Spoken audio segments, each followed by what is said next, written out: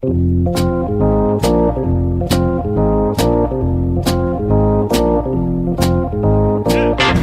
us a little bit about what you saw and being able to relay that message to Cora when you watched Kimbrel pitch and kind of help out so he wasn't tipping his pitches. So tipping pitches, we hear about it all the time. People at home understand what tipping pitches is all about. It's amazing. And that's remarkable. Alex, we're starting this week off with a first. I think this is a first in the history of tipping pitches. It's a dramatic reading, but it's not a bad take. Whoa. Are you ready? I think so. I'm in my feels. Headline: A-Rod, Mark Lohr, and Glenn Taylor clash publicly over Wolves.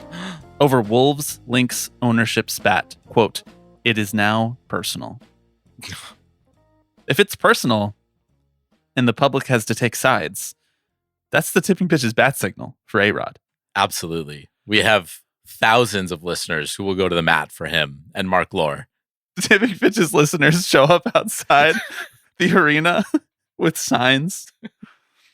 The back alleys of Target Center underwent a renovation last fall. At the behest of majority owners in waiting Mark Lohr and Alex Rodriguez, an opulent private owner suite was added just down the hall from the Minnesota Timberwolves locker room. The suite features marble flooring, a private bathroom, a bar, a dining area, plush furniture, and flat-screen televisions. It was designed as a gathering place for Timberwolves leadership, with Rodriguez and Lohr wanting it to entertain guests, conduct business on game nights, and add some pizzazz to the second oldest arena in the NBA. When I tell you I was hooting and hollering while reading this article, because I know for a fact, I don't know this for a fact actually, but I know it for a fact. You know what I mean? That this was all A-Rod's idea. Yeah. Mm-hmm. Marble floors, a place to entertain guests, place to do business during games. During games. Man can't stop wheeling and dealing. They have to do business during games? Right. Why not just watch the games and do business somewhere else? Okay, here we go. We're continuing on. In some ways, by the way, this article is from John Krasinski and Shams Charania. Timberwolves beat writer for The Athletic is named John Krasinski. Just let that sink in. Okay. In some ways, the room encapsulates the battle between the Lohr Rodriguez group and current owner Glenn Taylor for control of the Timberwolves and WNBA's Lynx that exploded into public view on Thursday. It is a symbol of the differences that developed between the two sides over the last 3 years of a partnership that has collapsed in recent days. Taylor and his wife, Becky, viewed the expensive renovation to be an unnecessary flex that goes against their pragmatic and practical sensibilities. They rarely visited it this season, preferring to eat their pregame meal in a common area where the media and other game day staffers are served, as they have done for years. Lohr and Rodriguez, limited partners who are under contract with Taylor to succeed him as the controlling owners if they could complete a 3-step process to purchase a majority share of the Wolves and Lynx, saw it as a way to project a more modern image for the franchise with clients and business partners. Here's where the money is. Quote, "They wanted that private room for themselves down there," Taylor told The Athletic. "I didn't think that was a very good idea, but I okayed it and paid for it and stuff like this. So I bent the corners a little bit and stuff like this here. But, I mean, that was more of their priority, that they had that room than, quote, who are we trading for?" Follow-up quote, "I would expect to hear that from, like, a teenager, not from someone who's so mature and so astute and who has been so successful," Rodriguez said in a video call Friday. "Not only is that a cheap shot, but it is disingenuous and disappointing." The knives are out. The knives are out. I thought that was Taylor who was still being quoted there at the end of, like, it feels like I'm dealing with the workings of a child, which would have made a lot more sense, because this is absolutely, you buy a basketball team or you're on the precipice of buying a basketball team. First thing you do, a room for me and my friends to hang out in. Man cave. Flat screen TVs. I have to know. I like how flat screen TVs are still like a mark of luxury, as if there are other kinds that you can buy now. Right, I think that you can buy the old school TV set, you know? Did the part about Taylor being frustrated by this, was the word flex in quotes? Like, was he being directly quoted on that? Like, he was like, "I just think A-Rod and Mark Lohr are exercising too much of a flex right now. No, that was a paraphrase. Okay, from the writers. The quote was the really confusing part that I read. Right. That was the Taylor quote. That sort of thing, this sort of thing. Stuff like this, and I bent the corners and stuff like this here. He's a very old man. There was a reason he was selling the Timberwolves. Right. This is just the best story in sports right now, in my really opinion. Is. It's like, ignore the Ohtani betting scandal, ignore the MLBPA mutiny, ignore whatever else is happening in other leagues. This is it. This is the A story.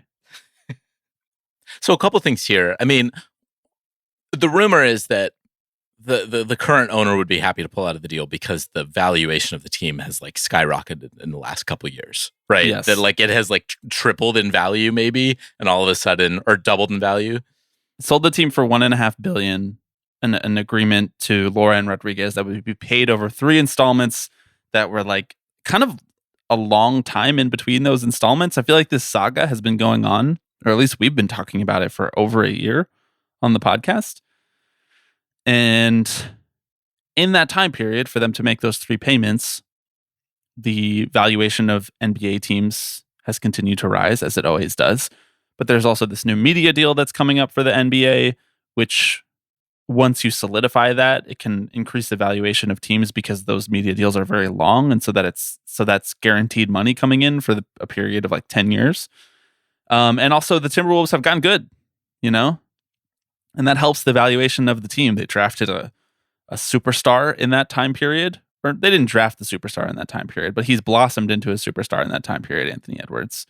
And they got a new GM who is very highly touted, I guess. I don't know. We don't need to get into the inner workings of the Minnesota Timberwolves and the Minnesota Lynx if you don't want to, but we can. You certainly can. And the rumor is that if you believe the Rodriguez and Lore side, that Glenn Taylor wanted to pull out of the deal the whole time because it was a bad deal as soon as it was signed, and now it looks even worse. Because yes, as you said, the team has doubled in value. But the rumor on the flip side, if you believe the Glenn Taylor side, is that Rodriguez and Lore never really had enough money to pull off this deal, and they were trying to scrape together cash at each of these payment installments, which is hilarious. And here's the thing: is that both of those things are true. Yeah. I think like both, like it was just a confluence of the situations that no one was exactly prepared for. But I do think that it had long been rumored that the Lore A-Rod group had been struggling to come up with the financing. It's always like they have $200 million of a $450 million payment. Yeah. And they're searching for the other. Uh-huh. Warren Buffett just has like 48 missed calls every couple months because A-Rod's like, please, sir. I want to own a team so bad, please. Meanwhile, A-Rod's out there like shoveling the driveway of the Minnesota Timberwolves like practice facility just to be like, look, I'll do anything, I swear. It's like when you rack up a bill, do you but need you your forget car your wash? credit. You forget your credit card, so you have to wash dishes. Right. That's what he's been doing for the last year. And it didn't even work. All this time, resources spent, and for naught. Taylor said, if you read the rest of this article, and we'll link to it in the description, Taylor said that they missed the payment date on the 27th of March, and that gave him the right to terminate the whole deal. I can't speak as to the veracity of that statement, but if they've already made 2 of the 3 payments, if they were like 1 day late on the 3rd payment, that blows up the whole $1.5 billion deal. Like, I don't think that's really how this works. Everybody seems hilariously petty. And if it's going to be a personal knockdown, drag out fight, I just love that for content. I'm sad for our country, but I love it for content. It sounds like A-Rod needed a room in which he could do deals, so that he could pull Glenn together Taylor the would never financing. come down there. There's the culprit right there. So he never came down to hammer out the finer points of the deal to the marble floor room. Ships in the night, these guys. How much do you think the room cost? Like to build? Yeah. I have no concept of how much it costs to build a room. $40,000? That seems low. That seems pretty low. But it was the first number that came to my mind. I think I was going to say like 10 million. Somewhere in between 40,000 and 10 million. You're right. Okay, there's an actual reason as to why I wanted to start with this story beyond the fact that it's hilarious and right up our alley. It's because it relates to the first event on the Tipping Pitches 2024 bingo card, which is how we are going to preview the 2024 season, which, by the way, started 2 days ago. This is our all gift draft replacement. I'm really excited about this idea. We're gonna explain it in further depth. But before we do, I am Bobby Wagner. I'm Alex Paisley. And you are listening to Tipping Pitches.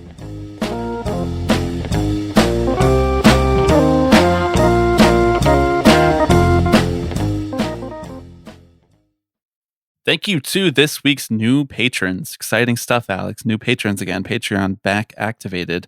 Shane, Gabe, McCoy, and Ben. All right. Tipping Pitches 2024 bingo card. What is this? How do we explain this? In order to preview the rest of the 2024 season, we have decided we are going to create a bingo card of sorts.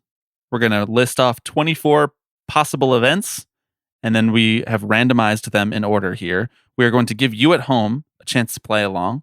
So link in the description to a web page where you can go and randomly generate a bingo card of these events that we are about to talk through. There's, like I said, 24 events, 2024, and also one free space in the middle. Anything else that we need to explain about the idea? I think it's relatively self-explanatory. You all know what you know what bingo is, right? Folks at home listening, you aware of the game bingo? The folks at home listening do know what bingo is all about. I'll throw that out there. Okay. Are you a bingo guy? You like playing bingo? You go down to your local community center with the seniors?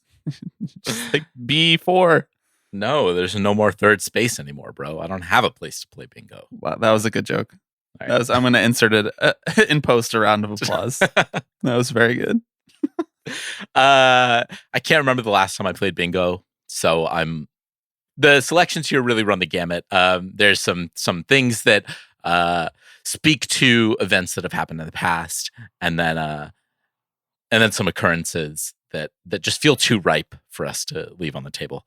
So yeah, I don't know. We encourage you to play along with home. We'll be checking back in on this throughout the season in a more regular fashion than we did with just, for example, the all gift draft. So the other thing that we should note is that if you create your own bingo card at home and you check off the events as they happen through the season, the first person to hit bingo will get a free Tipping Pitches piece of merch of their choice. Right? We said that would be fine, right? We did. We approved that in the expense reports in the last business meeting. Okay. Yeah, the business meeting that took place in Minnesota at the Timberwolves arena. Right, in the shoveled parking lot. This is almost like a precursor to the dumbest things of 2024 in a way. Exactly. You know, like we're shooting our shot a little bit on a few of these things. With that being said, like I mentioned, the reason that I wanted to start with the A-Rod Timberwolves story was because the first event that I would like to discuss here on the Tipping Pitches 2024 bingo card is Alex Rodriguez trying to buy a Major League Baseball team because he doesn't have an NBA team anymore. So he's like, I got to get in somewhere. If you remember, he did try to buy the New York Mets. Mm-hmm. Not sure if you're aware. I do recall that.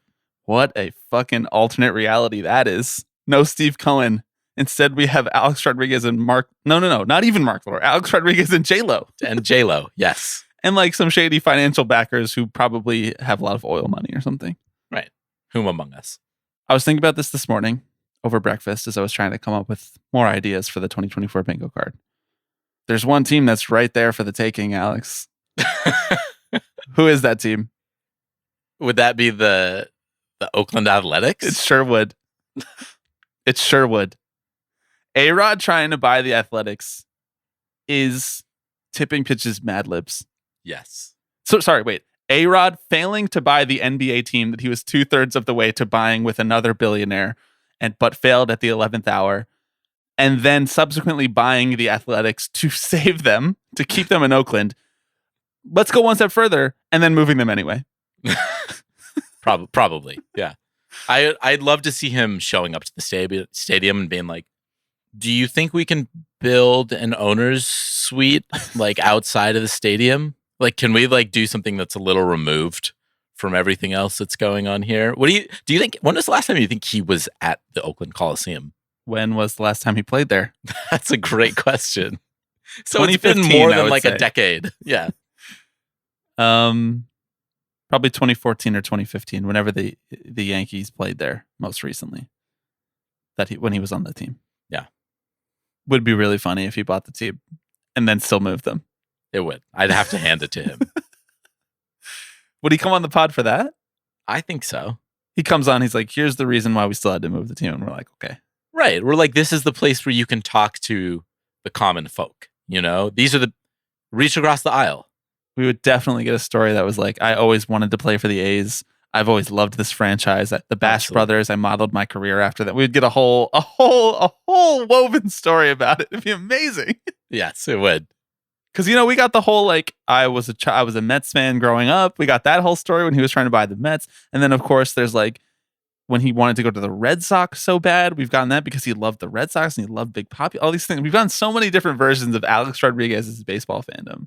I just would love to add one more. Okay, next up, Tony Clark or Harry Marino comes on the podcast. Just gonna leave that one there. Just somebody comes on the podcast who may or may not represent the MLBPA in an executive manner. I could see it happening. We're trying. I mean, Harry's already been on the podcast. Right. And we've revealed, I think on a Patreon episode, that we tried to get Tony on the pod. Rather, Tony was offered to come on the podcast and then did not. Yeah. Now's a great time. Nothing going on. Really I would call it a lull for the MLBPA in the news cycle. Mm-hmm. Perfect time to just slide an appearance right on the most radical baseball podcast out there. Of course. I mean, hey, look, if you're trying to appeal to that other side, to the younger generation of players, yes, who have their fists up, I'm just saying, it's not the worst place to do it. Nope. Okay, number 3. David Rubenstein purchases another historic document.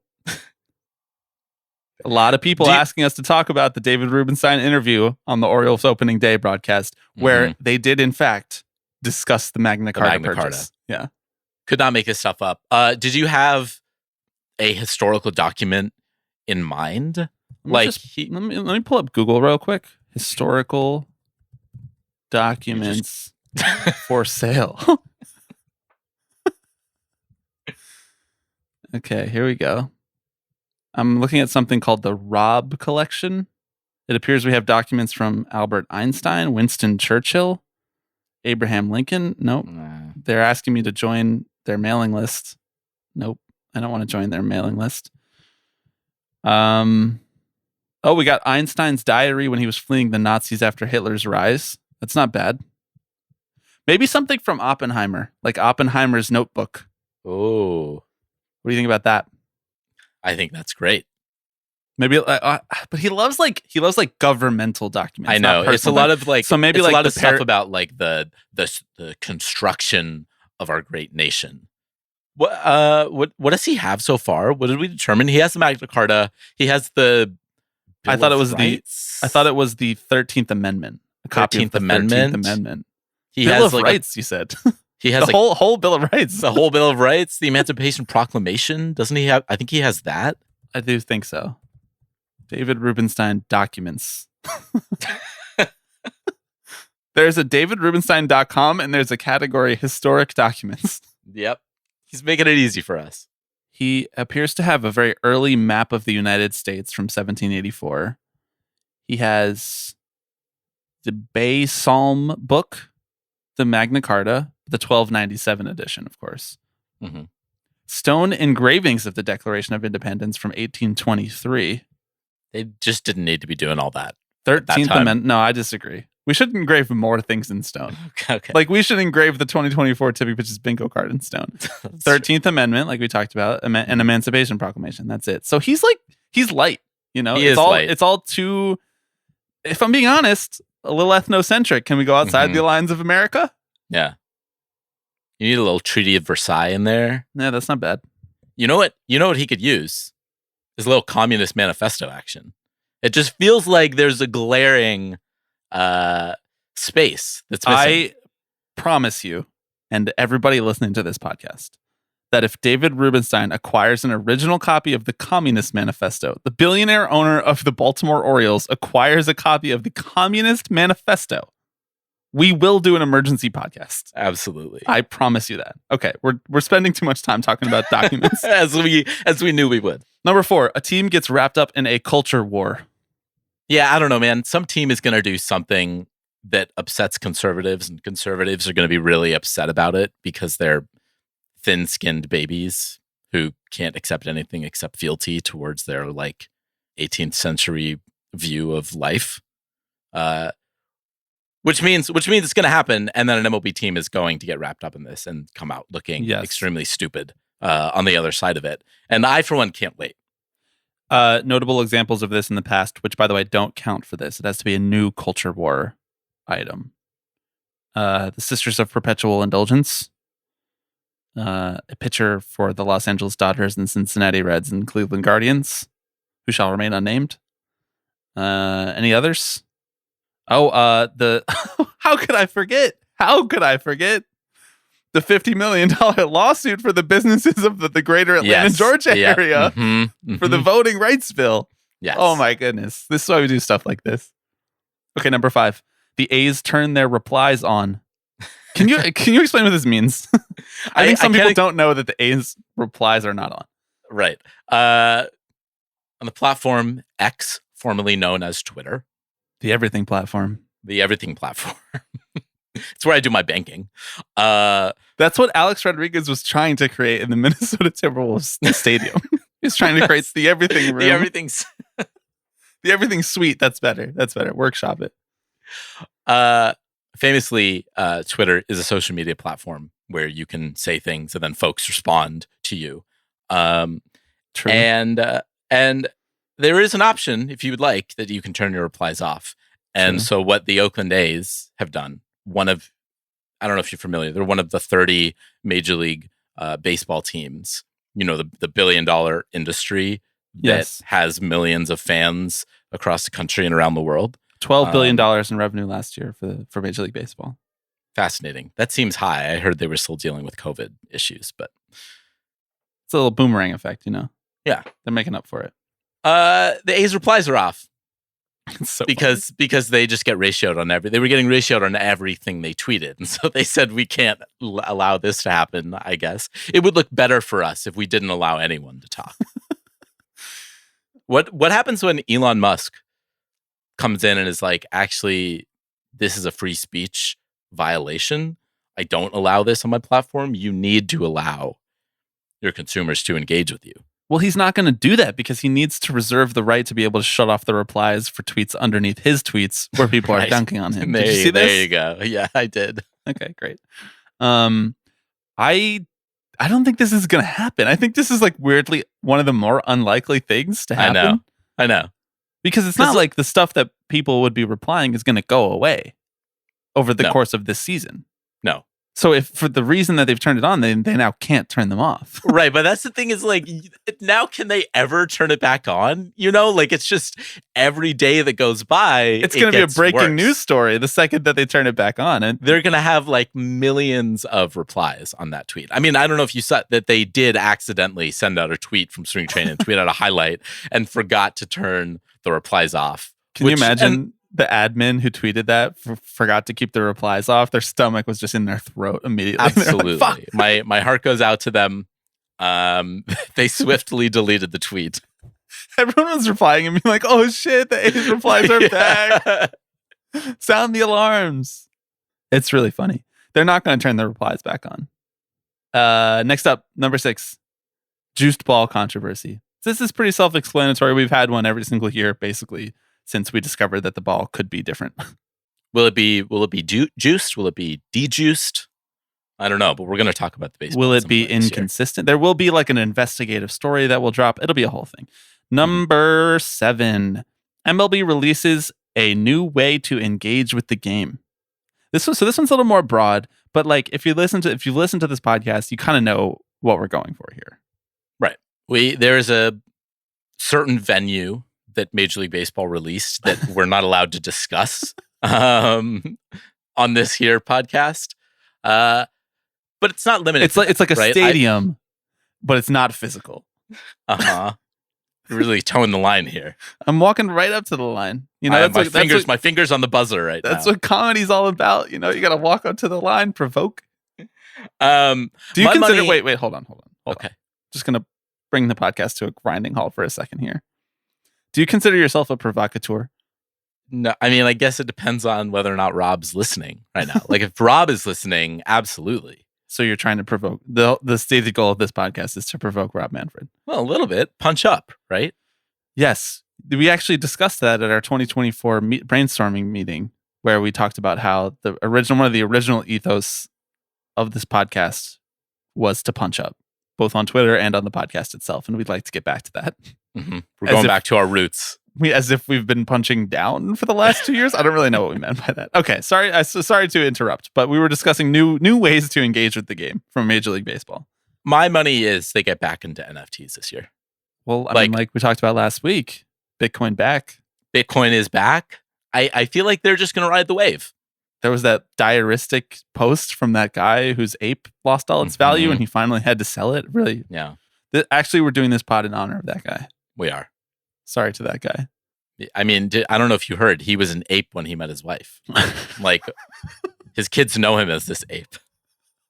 This makes sense to, I think, maybe 4 or 5 people listening right now. So it's okay. We can move on. But sneaky favorite part of that was when he was like, before this company came in and disrupted the apes were going for 85E and now they're only going for 12E. And I'm like, what are you saying? Like, what are you actually doing? Is that Ethereum when they say E? Is that what they're talking about? I genuinely don't know, and I have no interest in finding out. Okay, great. Again, this is another one of those moments where, like, to 80% of our listeners, it sounds like we both just contracted the same brain disease, and to the other 20%, they're like, thank you. Thank you so much. Okay, number 8. A baseball player. This means doesn't have to be a professional player, though it could be. A player is suspended for gambling. This could be college, could be indie ball, could be minor league baseball, could be major league baseball. Honestly, I would accept international baseball. Somebody will be suspended for betting this year. It has already happened in the NFL, the National Football League, the most popular sport in America. A good player, a good receiver, was suspended for a whole year for betting on football. Yeah. Okay, this is coming. In the days following the Otani story, we found out that this was happening in the NBA as well, that you had a player who was basically betting the under on all his props, which is such a good grift. Well, just to be clear, you're referring to Jonte Porter. I don't know that he was betting the under. I do think that there were rumors that he was telling other people to bet the under. Okay. Perhaps in a Discord channel, by the way. He was just using Discord to tell people to bet the under. Yeah. Yeah. Intriguing. I mean, we have had players implicated in this before, largely like minor league players. But like you said, it's coming. Yes. We're here. Number 9. Jerry DiPoto news cycle. This one feels obvious. He's found ways, just increasingly creative ways, to make himself the center of the news cycle for seemingly no reason. Like, he comes out to the press and he's like, we're trying to win 54% of games, no more, no less. Awesome move. I would count the whole Rotary Club situation from a couple years ago, even though he wasn't directly implicated by that. It was like the Mariners ownership group that was discussing the ways that the team is run, and then he had to kind of come out and like clean that up a little bit. You know, just some sort of news cycle where it's like Jerry DiPoto is tiptoeing around these mines that he put down for himself. Yes. Jerry DiPoto, come on the podcast. Have this be the place where you create your discourse cycle. Number 10. The Braves acquire and or extend a young player. Yeah. Should we add the caveat that like, and they also break the news from their own Twitter account? Right. Because no one ever gets these scoops. I know. It's always just at Braves. As you pointed out, when I put this idea down, I was like, Braves acquire and extend a young player. And you astutely pointed out, I don't know if they actually have room on their roster anymore to acquire said players and then extend them. In terms of the actual positions on the major league roster that they could acquire a young player and then extend them, I think pitchers, of course, there's always room for more pitching. Left field, because that's where that's where kind of like Ozuna, Duvall, Kelenic, Kelenic, the corner outfields positions. But that's kind of it. Everywhere else on the entire starting roster, everywhere else in the lineup, there is already a young player who has been acquired or developed within the Braves and is on a long-term extension. Every other position. Yep. All of them. It's unbelievable. And it's all above board. Everything that's going on with the Braves is all completely above board and 100%. Nothing to see here. Number 11. LeBron James does a tweet about Shohei Ohtani or posts an Instagram photo with Shohei Ohtani. This is LeBron's move, you know, like where he's like, I #appreciate greatness. I love greatness. I'm all about athletic competitiveness. I'm all, you know, he does like this #strive for greatness. All right. And now that Ohtani plays for the Dodgers, which is actually a Los Angeles team, which if you don't know, LeBron James plays for Los Angeles Lakers. LeBron's going to be like, I've been a fan of Ohtani's since he was playing in the Japanese high school baseball tournament. Yeah, he's like, I was his watching game. during Koshin. Like, I love his game. I love what he's about. I love how he moves through the world. Like, it's going to be something like that. And it's definitely going to happen. LeBron James, Shohei Ohtani, tweet or Instagram photo. A little shocked it hasn't happened yet, honestly. It's going to be like an Ohtani walk-off home run, and LeBron's going to like quote tweet the highlight and be like, I've been telling people for years that this is coming. Right. It was a matter of time. There's going to be like the clock emoji. It was only a matter of time before Ohtani hit a walk-off in Dodger Stadium. Yeah. Okay. Funniest athlete on planet Earth right now. Oh my God, he's so great. You should try to check out his podcast with JJ Redick where they just break down basketball plays. You would love that one. Oh, fuck yeah. Dude. They literally just break down basketball plays. And the whole podcast has to start with like an 8-minute disclaimer from JJ explaining everything that they're going to talk about because they know that no one listening will understand. It's amazing. It's just a fascinating document of media. Okay, number 12. This is also a Dodgers one. Mookie Betts, Shohei Ohtani, Freddie Freeman go back-to-back home runs. Actual baseball content on this bingo card. It almost happened the other day. It almost happened in their opening day game. It was Betts homer, Ohtani walk, Freeman homer. I mean, it's just like they have to do it, right? It's a matter of time. Although statistically improbable, right? How many teams really go back-to-back every year? A few, Yeah, right? maybe Like I feel like 3 or 4. So, like, if you're gonna pick a team to be one of those 3 or 4, the Dodgers are the most likely candidate, right? Yeah, the team with 3 MVPs that start off their lineup. Yeah, exactly. Yo, the Dodgers lineup. I think there's like actually legitimately not a single guy that you'd be like, all right, I'm happy to face him. They have Gavin Lux batting 9th. Yeah, Gavin Lux would hit cleanup for the Mets. Do you know where I can place bets on all these lines, by the way? Tipping Pitches Sportsbook. Should we get into that? I hear there's money in it. I hear it's a bit of a cash cow. Number 13. Oh, this is a favorite of mine. Number 13 is we get a Prestige magazine profile of an owner or Rob Manfred. This came because I was like, don't you think it's like about time for the New Yorker to do another profile of Steve Cohen? Yeah. He's got the casino cooking. He's different than he was the last time they profiled him. So it's like, we're coming back 5 years later, hedge fund king. What else is he doing now? He's disrupting Major League Baseball. That's what he's doing. Right. Well, it's also like the shine has worn off a little bit, right? From the purchase where it was like, oh, he's the richest owner in baseball now. Mets to the moon, like, let's go, 100 emojis. And now, obviously, they haven't necessarily fulfilled that destiny that everyone foretold for them yet. We got time. It's okay. We do have time, which is going to be the gist of the story is like, you know, now that everything's settled, he's really trying to take it day by day. You know, the roller coaster of emotions was really high right in those first couple of years. And now he's trying to figure out how can he responsibly build this team into a contender. I'm rooting for this to be Rob, though, if we're being honest. Yeah. Like, you don't really get magazine profiles of people who are billionaires. You get write-arounds a lot. Mm-hmm. Yeah. Unless they're like a VC person, then you get a profile of like basically of the company that they founded. But none of I don't really think that there's a candidate right now to get that sort of treatment for Major League Baseball unless one of the VC bros that we talked about or one of the startup founders that we talked about on the Forbes pod buys the A's, then we might get that. But I think it'd be better if like the Atlantic sent a profile writer to 6th Avenue to spend a week with Rob Manfred.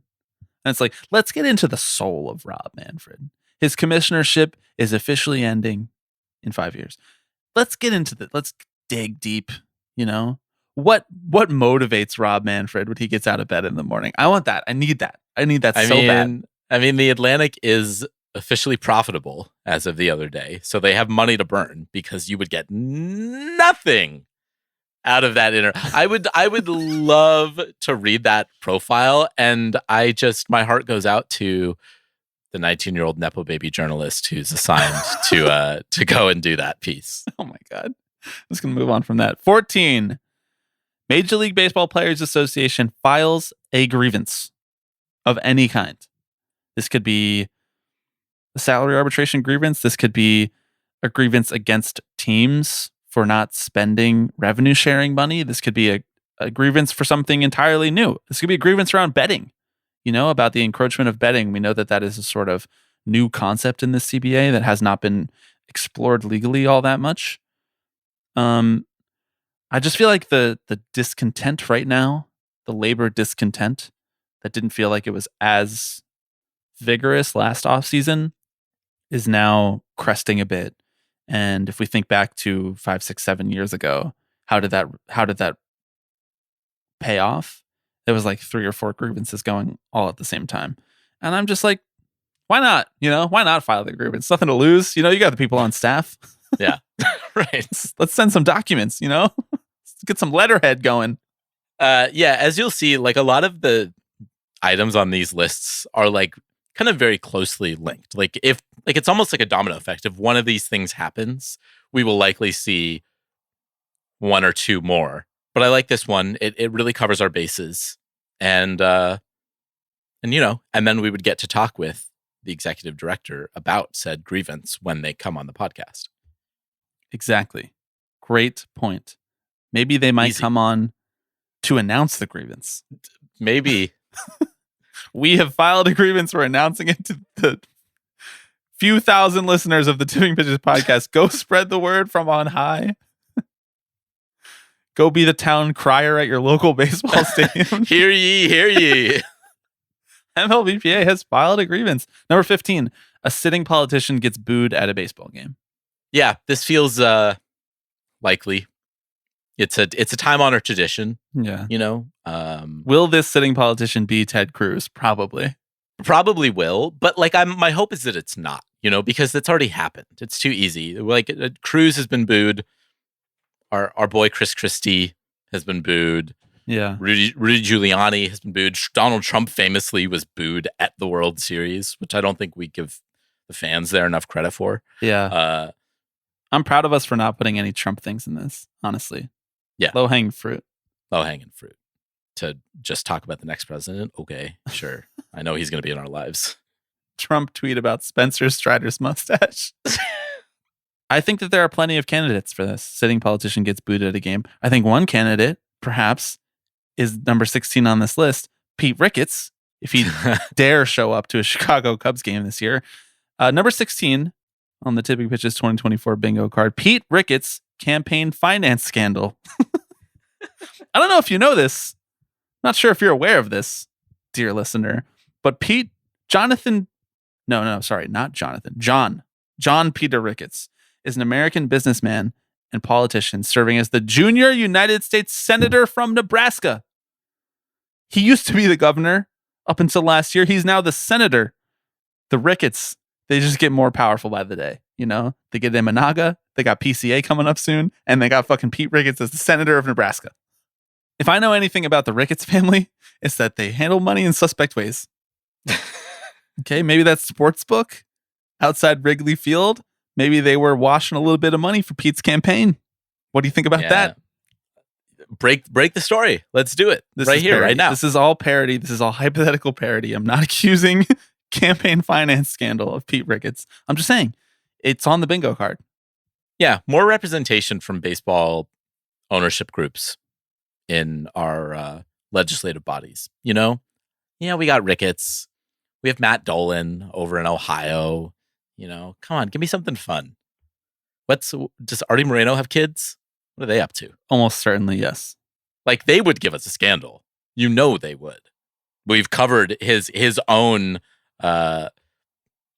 dabbles in fraud, racketeering. His kids are probably on like the Heritage Foundation board. Yeah. I don't know. It doesn't say anything about his family on his Wikipedia page. Kind of rare. Oh, wait. Here we go. He's been married twice. He has 3 children. Aside from this, Moreno is vigilant about maintaining his privacy. He refuses most interview requests and does not discuss his personal life publicly. His family and friends also avoid commenting on his personal life publicly. Though off the record, those who know him describe him as, quote, unabashed in his support of Republican politics.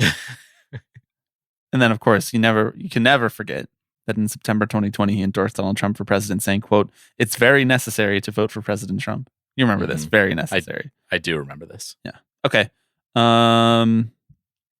Number 17.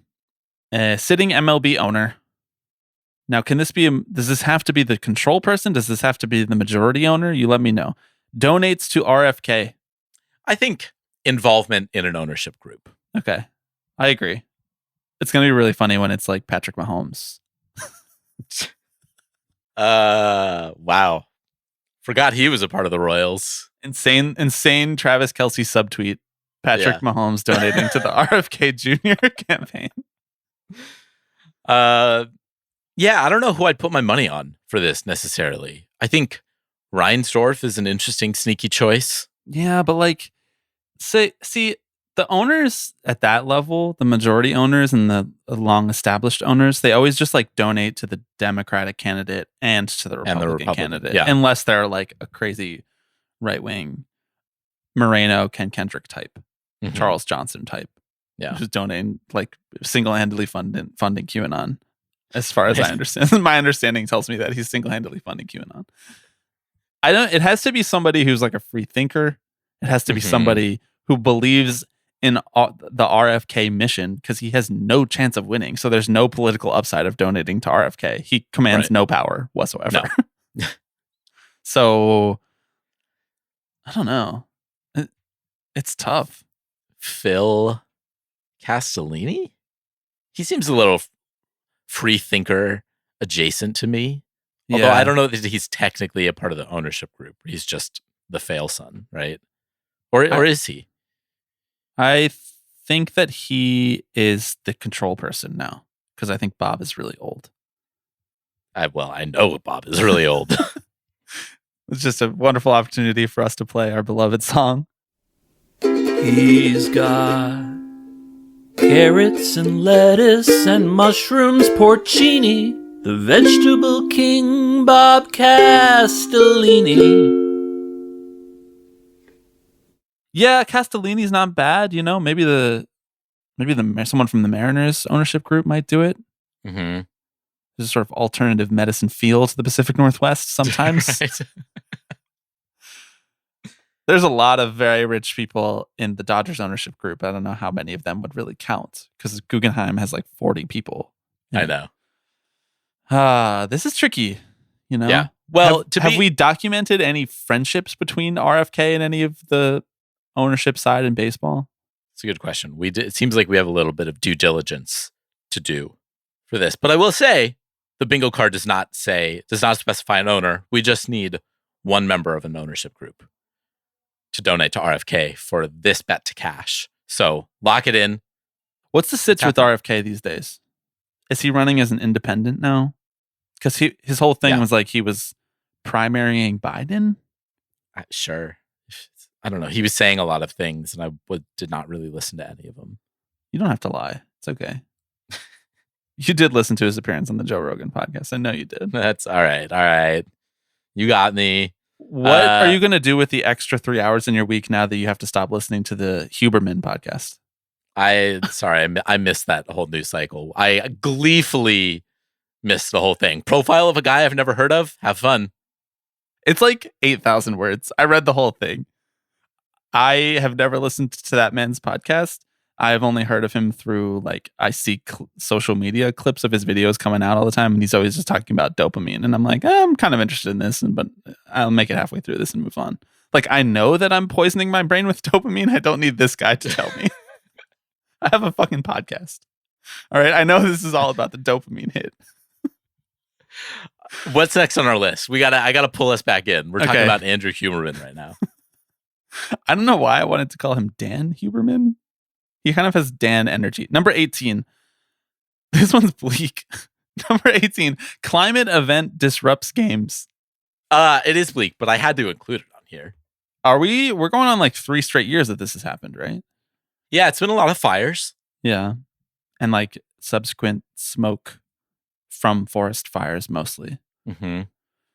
What qualifies as this? Is like excessive heat, would that count as climate and a climate event? I think that counts. Maybe we need a meteorologist on here to help us. I've always said some we need definitions. We need a staff meteorologist. We need a staff meteorologist. Okay, like a tornado? Would that qualify? I think a tornado would qualify. That's an extreme weather event. Extreme heat, I think, qualifies as well. A tornado, like in a place where there's not usually tornadoes, you know? Right. Like if there's like a Kansas City tornado warning and they have to move games, like, okay, we've had tornadoes here for a minute. But if there's like a tornado, you're like, all right, we get it. If there's like a tornado warning at Fenway, they're like, okay, we got to push the Yankees Red Sox series a couple days. That would qualify. It's been a while since we've had an earthquake. You know, maybe like an earthquake in the Gulf Coast. You know, like due to fracking or something like that. Like really, just it's been a while since we've had an earthquake. Like a big guy. Yes, that's true. We're bordering on like rooting for a climate event right now with the tone of this segment, but it's coming. It's definitely coming. Most likely going to be forest fires.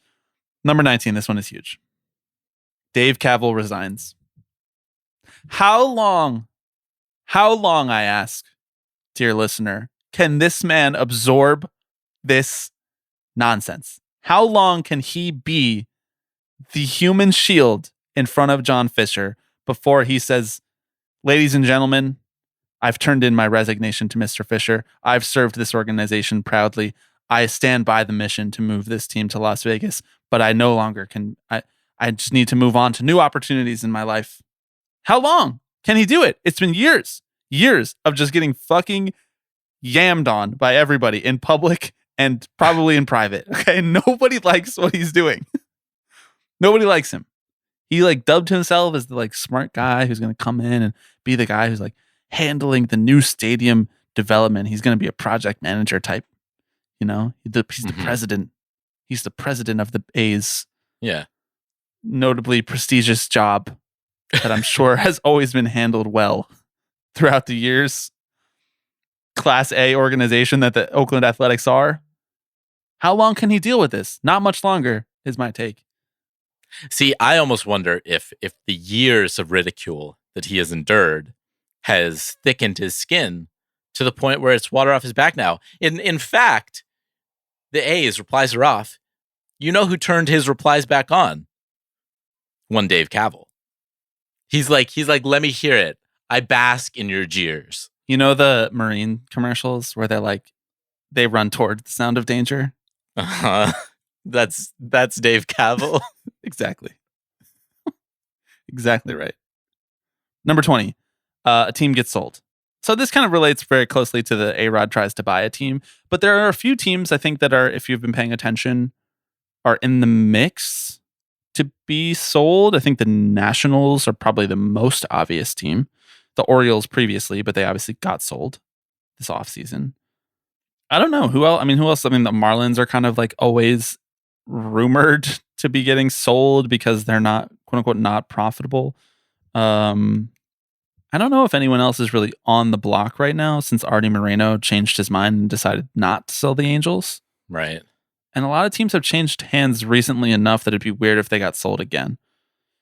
Honestly, here's a sneaky one for you. How long does Liberty Media want to own the Braves? I think a while. Really? I mean, a part of me feels like it's no skin off their back, right? Like it's a sliver of their portfolio and also rakes in cash. So Yeah. But they've already done everything that they wanted to do. You know, they've already like juiced that orange. So like in the next 3 to 5 years would be a good time to sell that team. right. Because they've already like fleeced the taxpayers for a new stadium multiple times. They've already built up the real estate around it. So, and they are like diversified in other places. They own Sirius XM and they own F1. They're already kind of in the sports game. Of course, like owning a baseball team is a wonderful anchor. It also opens you up to a lot of criticism and a lot of attention. Mm-hmm. So, I don't know. That's just kind of a shot in the dark one that comes to mind. Selling because the fiscal interests of corporations fluctuate more often than the fiscal interests of individuals, I would say. Yeah. So if Yeah. they like have a bad year or 2 quarters and they need an injection of cash, what is a place that they could get $5 million real quick is selling the Braves. So Yeah. that's They my also take. have to publicly disclose their finances on a regular basis, right? And they're one of the only baseball teams that has to actually do that. So if there's anything in there that Yep. looks shady, or all of a sudden you don't really feel like sharing all this with the world, yeah, I could see them making an exit move. I think the Giants are actually another kind of sneaky one who I know have like Charles Johnson is not Decrepit. really yeah, right, and not really the control person anymore. But I wonder if there's an Angelos type situation there. Yeah, I could see that. What are the Giants doing organizationally? I don't know. What are they ever doing? It would be a particular strain of hell if the Giants got like a new owner with a ton of money and spent so much, like after you have been trying to campaign for the A's to get sold to someone with real money for a long time. Yep. Mm-hmm. That'd be your particular strain of hell. Okay, 20, a team gets sold. 21, Joe Biden messes up the name of a Rangers player while they are at the White House for the trophy ceremony. It's like 50-50, right? Texas Rangers, who won the World Series last year, will eventually go to the White House at some point. Yeah, I don't know when. I'm not their traveling secretary, but I guess when they play the Nats or when they play the Orioles the first time. I think that it counts if he calls a player Jack. You know, like he calls everybody Jack right. for some reason. I think that counts. He calls a like Charlie Seeger or something. Right. And now we have Matt Scherzer. No, he'll get Max Scherzer's name right. Max Scherzer got him elected. You know, That's big true. DNC guy, Max Scherzer. True. Holding it down. This doesn't need more explanation. No, it doesn't. You know why we picked this. Number 22, the @MLB Twitter account tweets out betting lines. Now, to the best of my knowledge, I don't think that they've done this before. There's a chance that they could have last year for things like the All-Star game or something, or the Home Run Derby. I didn't go that far back. But historically speaking, they do not tweet out betting lines the way that, say, maybe the @Yankees account has been doing recently. I think that firewall might be coming down this season. You know, the encroachment of betting has gotten so absurd. And despite the fact that they are embroiled in a scandal at the moment along the lines of betting, I still think that, you know, that cash feels good in their hands. Yeah. Well, they have these partnerships in place already, right? Like the thing is that though, like every individual team has their own partnership with a different sports book or gambling company or whatever. So what would MLB be? So I don't know. Maybe it's like in the partnership with Apple TV, they're also partnered with other like DraftKings or something like that. And then they have to tweet out the lines in a graphic or something like that. So this one's actually like weirdly hard to follow, but I'm hoping that the Tipping Pitches listeners can alert us to these events if they occur. Well, and I wonder how much of it will be retrospective, right? Of like, say, the Reds make the playoffs, right? And you get to say, look at the Reds, you know, this was the Reds line at the beginning of the season to, you know, their odds of making the playoffs or making the World Series or whatever. Like, mind-blowing emoji. Can you believe that they overcame, you know, like, if you cashed in on this, like, you would have been you would have been a minority owner in the Washington Nationals by now. I don't know. You're right. It is a little like hard to put your finger on because they surprise us. That's what they're best at. Yeah. Is giving us what we didn't know we needed. Okay, number 23. An attempt to repeal the antitrust exemption by a sitting congressperson. This is like 8 years in a row now. You can like set your watch to this. It's so great. It's every single time. It's always for a dumb reason. We might kill two birds with one stone. This might be the culture war thing. And then the subsequent repeal by the congressperson of the antitrust exemption. And be like, MLB is being too woke. And so we must repeal the antitrust exemption because they don't deserve it anymore. They're not living American values. Mm-hmm. I think that's kind of exactly what happened last year, actually, by the way. That is exactly what happened around the move of the All-Star game. And I think we run it back. Number 24. The good old boys in blue. The umpires union has to release a statement on something. Just like they got to put it out on the MLBUA, I believe is their union. MLB Umpires Association on that letterhead. And they have to put out it. Many people remember a few years ago when they put out like a weirdly aggressive statement and then they wore armbands in support of each other.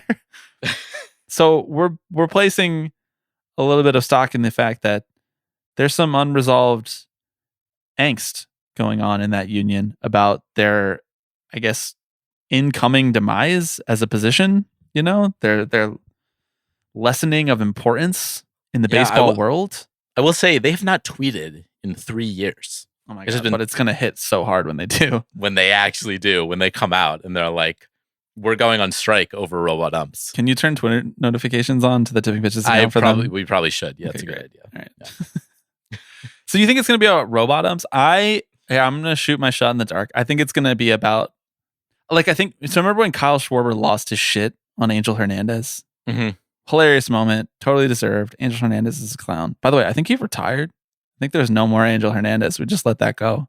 You know, he didn't get half the send-off that fucking Cowboy Joe got. That's because he hasn't released an album. Sorry. I briefly thought about putting new Cowboy Joe album as one of the events in the bingo card, but he hasn't released an album since 1986. I might be wrong about Angel Hernandez. I do think he's still around. Okay, fine. Careful, he is litigious, I will say. How could saying he retired be slanderous? I don't know. They'd find a way. I know. I think that it's going to be like a player blows up on an umpire and the umpires union feels like they need to come out and be like, this has gone too far. This is just too disrespectful to the boys in blue. Yeah. We need to stand behind each other. We need to bring decorum back to the field. What happened to the days of that Cowboy Joe was speaking about when he said a part of history every day? Where is that mindset? We need to bring that back. Mm-hmm. Players have become too disrespectful. Yeah. Some might even say they become spoiled by their millionaire contracts. Mm-hmm. That would be so funny if the umpires. It would be really good. Came out and was like, players are overpaid babies now. I would actually support them for that. I would too. I'd wear an armband for that. We're podcasting in armbands in support of the MLB Umpires Association. And this is like another one of these things that like could easily be carried out alongside a culture war or something like that. Sure. Yeah. But like we said, they love to surprise us. It's almost a fool's errand to try and predict what meltdown an umpire is going to have this year. How many umpires do you think donated to RFK? More or less than 5? I feel like less. I don't know. They're rule of law guys, right? True. Yeah. And I don't know. I feel like RFK may be a little too like woo woo for them. Like, you know, just kind of like on his. One day, we should do a political alignment chart for all the different like major figures and types of figures in the baseball world. You know, like, are umpires like more on the fascist side? Like, I guess they are. So which players land in sort of like the RFK woo-woo zone is an interesting question. Which kinds of players, which archetypes of players?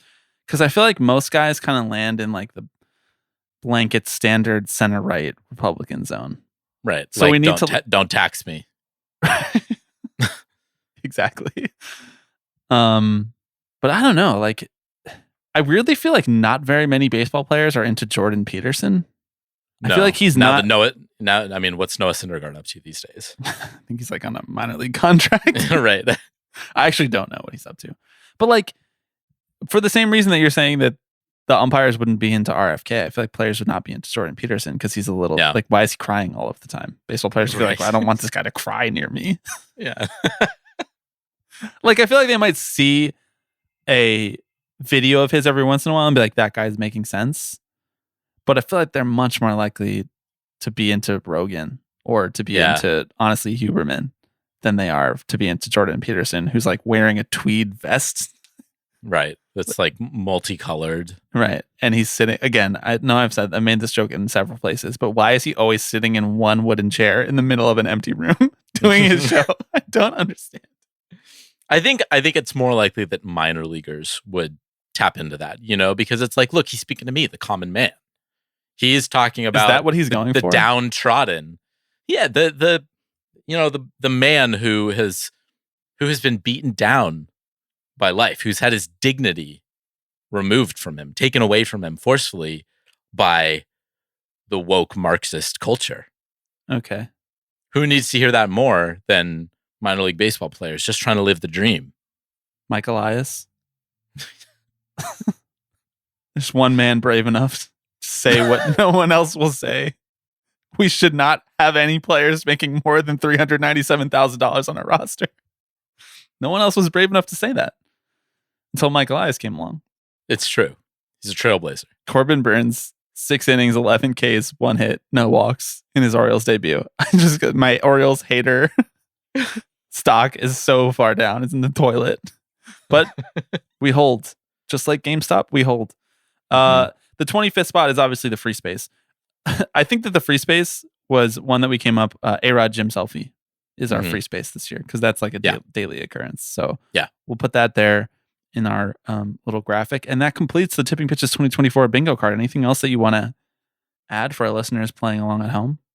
No, as mentioned up top, we will throw a link in the description where you can generate your own version of these and play along with us. And we encourage you to do so and let us know how you're doing. If there are spots that you think we missed, don't let me know. I don't really want to. I feel good about this. But if you have an idea of what the culture war will be, or what the innovative new way of watching the game will be, that I'd like to hear. Yes, if you want to make any predictions for which things will trigger this, feel free to write us tippingpitchespod@gmail.com, tipping_pitches on Twitter. You can call our voicemail 785-422-5881. I think we still have a voicemail. I don't think it's expired. No, it's not. I made sure it didn't expire. Oh, did you call it to keep it going? Yes, I did. I had to call. If you go in, you'll see calls and texts from me just being like, hello. During our break. That's wonderful, wonderful stuff by you. You just keep the wheels moving over here at Tipping Pitches Incorporated. If you like what we're doing and you want more of it, our Patreon episodes for the season are kicking off later this week, Alex. On Thursday, we will have a Patreon exclusive episode for patrons that are top tier. You can find more information about that at patreon.com/tippingpitches. I think that's everything for the week. I hope you all enjoyed our 2024 bingo card. Hopefully we can audit this throughout the season as well as next year when we do a 2025 bingo card. I'm looking forward to the 2024 season. This was a fun way to preview it. And I hope that everybody is satisfied with the way that opening weekend went. I know for myself, I'm feeling really good about the Mets lineup. I'm feeling great. Mm-hmm. 1 hit on opening day. That was what I was looking for. I was like, can we not get no hit? And they were like, sure, we got you. 1 hit. We got you covered. Cover that line. I don't know how I'm talking myself into the A's this year. I don't know how I'm looking at it. I'm like, Ryan Noda? Ryan Noda's kind of good. Breakout year? You remember Ryan Noda's one of my birthday twins? Yes, that's true. Yeah. That's exactly right. Ryan Noda season. Us Aries, we stick together. And we must band together to defeat the evil Leo alliance that you are a part of. Yes, that's true. Yeah, me and Mike Trout. You, Mike Trout, my sister, Obama, right? Barack Obama. That's the Mount Rushmore of Leo culture. Okay, thanks everybody for listening. We will be back next week.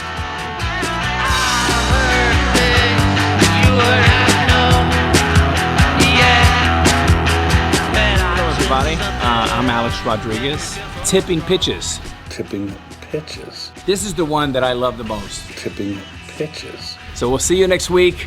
See ya!